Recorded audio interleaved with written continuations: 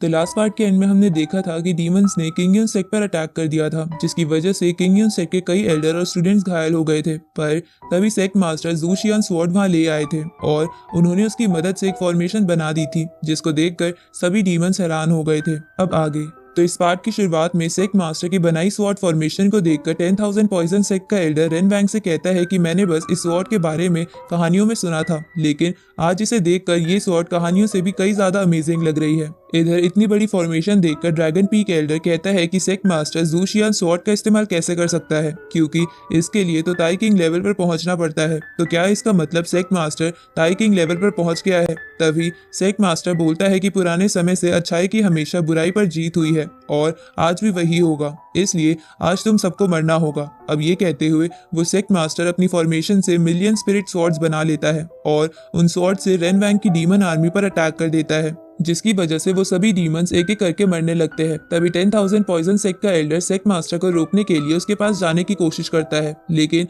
वो स्वॉर्ड्स इतनी ज्यादा थी कि वो इसमें कामयाब नहीं हो पाता और नीचे गिर जाता है। इधर रेन वैंग उन स्वॉर्ड्स की बारिश से अपने स्टूडेंट्स को बचाने के लिए अपने ऊपर फर्नेस की प्रोटेक्शन बना लेता है। तो ये देखकर सेक्ट मास्टर जू शियान स्वॉर्ड से उस फर्नेस पर एक स्लैश अटैक करता है, जिसकी वजह से वो फर्नेस प्रोटेक्शन डिस्ट्रॉय हो जाती है और रेन वैंग जाकर रूफ पर गिरता है, जिसकी वजह से उसकी हालत खराब हो गई थी। ये देखकर बियाओ की आंट और रेन वैंग के सेक्ट का एक मेंबर उसे बचाने के लिए आ जाते हैं, जहां वो मेंबर रेन वैंग से कहता है कि हमें यहाँ से निकलकर दोबारा से नया प्लान बनाना चाहिए। ये सुनकर रेन वैंग उन दोनों को लेकर बाकी एल्डर के साथ वहां से निकल जाता है। इधर इतनी स्वॉर्ड्स के अटैक की वजह से पूरी डीमन आर्मी कुछ ही सेकंड्स में खत्म हो जाती है और वहां सिर्फ उनकी लाशें ही रह जाती है। आगे किंग यून सेक के सभी स्टूडेंट्स और बचे हुए टीचर्स पैलेस में इकट्ठा हो जाते हैं, जहां sect master bamboo peak leader से पूछता है कि जब मैं जू शियान स्वॉर्ड लेने गया था तब हमारे कितने लोग मारे गए। ये सुनकर बैम्बू पीक लीडर उसे बताता है कि हमारे 14 स्टूडेंट्स मारे गए हैं और 3 बहुत घायल हैं। उसी वक्त सेक्ट मास्टर देखता है कि वहां पर 2 पीक लीडर्स नहीं थे, इसलिए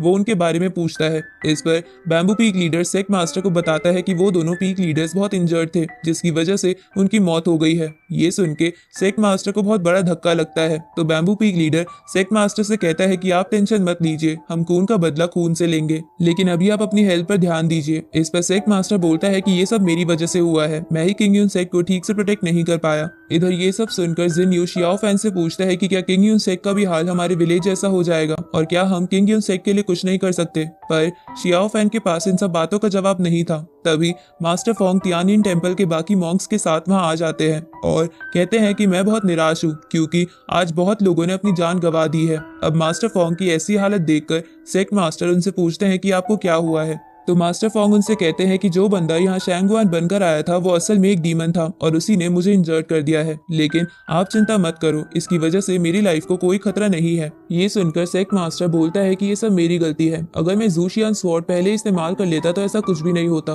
उसी वक्त सेक्ट मास्टर की नजर शियाओ फैन पर जाती है, तो वो उसे पास बुलाकर उससे पूछते हैं कि क्या जब से तुमने किंग यून सेक को ज्वाइन करा है तो तुम्हें किसी ने डांटा है, क्या बैम्बू पीक लीडर ने तुम्हें परेशान किया है। इस पर शियाओ फैन सेक्ट मास्टर से कहता है कि ऐसा कुछ नहीं है, बैम्बू पीक लीडर ने मुझे अपने बेटे की तरह पाला है। तो सेक्ट मास्टर उसे कहते हैं कि तो फिर तुम अपना सीक्रेट हमें क्यों नहीं बता रहे कि तुम्हें वो वज्र फॉर्मेशन बनानी कैसे आती है। ये सुनकर शियाओ फैन अपने घुटनों पर बैठ जाता है, क्योंकि उसे समझ नहीं आ रहा था कि वो उन लोगों को कैसे समझाए कि वो डीमंस के साथ मिला हुआ नहीं है। तभी तियानिन टेंपल का एक मॉन्क शियाओ फैन से गुस्से में कहता है कि क्या तुम इतने पत्थर दिल हो जो इतना सब कुछ हो जाने के बाद भी अपना मुंह नहीं खोल रहे। उसी वक्त सेक्ट मास्टर भी शियाओ फैन से कहता है कि जो लोग मरे हैं कम से कम उनकी आत्मा की शांति के लिए ही हमें बता दो कि सच क्या है। पर शियाओ फैन कुछ भी नहीं बोलता। तो वो मॉन्क शियाओ फैन से कहता है कि अगर तुम नहीं बोलोगे तो मैं तुम्हें मार दूंगा। ये सुनकर bamboo peak leader Xiao fan को बचाने के लिए बीच में आ जाता है। तो वो मॉन्क उसे कहता है कि तुम इसे बचाने की कोशिश मत करो, क्योंकि अब ये मामला सिर्फ किंग यून सेक तक नहीं रह गया है। उसी वक्त वहाँ वो पागल इंसान आ जाता है जो शियाओ फैन और जिन्यू के विलेज से उन दोनों के बाद इकलौता जिंदा इंसान बचा था।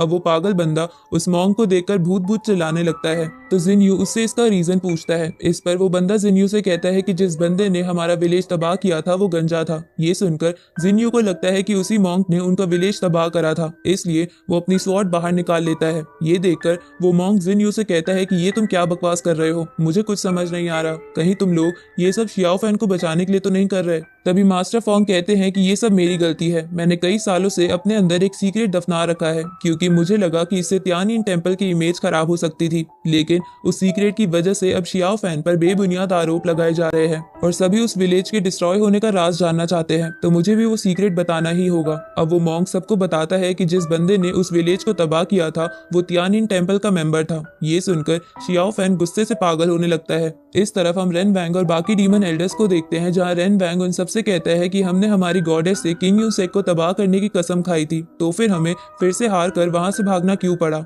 इस पर 10,000 पॉइजन सेक का एल्डर रेन वैंग से बोलता है कि तुम टेंशन मत लो, इस बार बस हमारा लक हमारे साथ नहीं था। तभी रेन वैंग के सेक का मेंबर उसे बोलता है कि हाँ, ये एल्डर सही कह रहे हैं, हम बाद में किंग यून सेक पर अटैक जरूर करेंगे। इधर एक एल्डर ड्रैगन पीक लीडर से कहता है कि तुमने तो कहा था कि सेक मास्टर जू शियान स्वॉर्ड का इस्तेमाल नहीं करेगा, पर उसने तो ऐसा किया, तो कहीं तुम हमें धोखा तो नहीं दे रहे हो? क्योंकि अगर ऐसा है तो मैं तुम्हें अभी के अभी मार दूंगा। ये सुनकर ड्रैगन पीक लीडर कहता है कि मुझे नहीं पता था कि जू शियान स्वॉर्ड को आधी पावर के साथ भी इस्तेमाल किया जा सकता है, क्योंकि जो फॉर्मेशन हमने अभी देखी थी वो तो जू शियान स्वॉर्ड की आधी पावर भी नहीं थी। जू शियान स्वॉर्ड की असली पावर से तो पूरा आसमान ढक जाता है और उसे रोकना लगभग नामुमकिन होता है। इस पर रेन वैंग कहता है कि मैंने सुना है कि उस स्वॉर्ड की असली पावर को इस्तेमाल करने के लिए सुप्रीम टू टाओइस्ट लेवल पर पहुंचना पड़ता है। ये सुनकर ड्रैगन पीक लीडर हाँ करते हुए कहता है कि जू शियान स्वॉर्ड एक हेवनली स्वॉर्ड वेपन है, इसलिए उसे फुल पावर पे इस्तेमाल करने के लिए उस लेवल पर पहुंचना जरूरी है। लेकिन अगर कोई लो लेवल कल्टीवेटर इसे इस्तेमाल करता है तो ये स्वॉर्ड उस पर्सन के हार्ट को डैमेज कर देती है, जिसकी वजह से अब सेक्ट मास्टर के पास अब आधी जिंदगी ही बाकी रह गई होगी। उसी वक्त वहाँ बियाओ की आंट आ जाती है और रेन वैंग से कहती है कि बियाओ कहीं नहीं मिल रही। ये सुनकर रेन वैंग को लगता है कि बियाओ किंग यू सेक में ही रह गई है, इसलिए वो बाकी बचे डीमंस के पास जाकर कहता है कि आज हमारे कई सारे साथी मारे गए हैं, इसलिए अभी हमारे मन में बहुत गुस्सा है, इसलिए हमें अपने गुस्से को कंट्रोल करके फिर से किंग यून सेक पर अटैक कर देना चाहिए, क्योंकि इस वक्त किंग यून सेक बहुत वीक होगा और उसकी वजह से उन्हें हराना भी आसान हो जाएगा। तो ये सुनकर वो डीमन इसके लिए मान जाते हैं। दूसरी तरफ मास्टर फोंग सेक मास्टर से कहते हैं कि क्या आपको याद है कि जब शियाओ फैन का विलेज तबाह हुआ था तो उससे पहले आपसे मेरा जूनियर मिलने आया था। इस पर सेक मास्टर कहते हैं कि हाँ, आपका एक जूनियर मेरे पास आया था और उसने मुझसे अपने साथ डीमंस और ह्यूमंस के कल्टीवेशन मेथड को प्रैक्टिस करने की रिक्वेस्ट की थी, लेकिन मैंने उसके लिए मना कर दिया था। अब मास्टर फोंग सबको बताते हैं कि मेरा वो जूनियर डीमंस और ह्यूमंस के कल्टीवेशन मेथड को एक साथ प्रैक्टिस कर रहा था, क्योंकि वो इमोर्टैलिटी की मिस्ट्री को सुलझाना चाहता था और इसलिए ही वो किंग यून सेक में आया था, क्योंकि डीमंस और तियानिन टेम्पल के बाद बस किंग यून सेक का कल्टीवेशन मेथड ही उसे नहीं आता है। लेकिन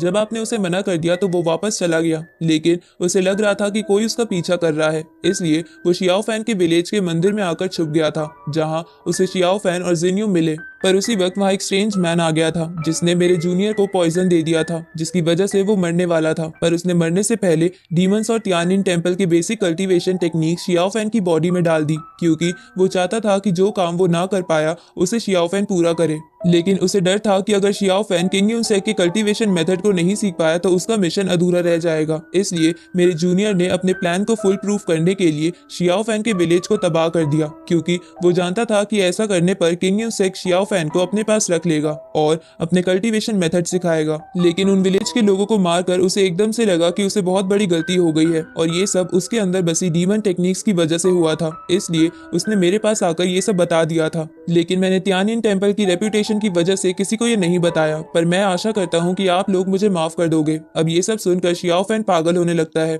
और उस पर डेमोनिक पावर्स हावी होने लगती है, क्योंकि जिस टीचर ने उसे कल्टीवेशन सिखाया था उसी ने उसके पेरेंट्स को भी मारा था। अब शियाओ फैन गुस्से की वजह से जोर से चिल्लाता है और इसी के साथ ये पार्ट यहीं खत्म होता है।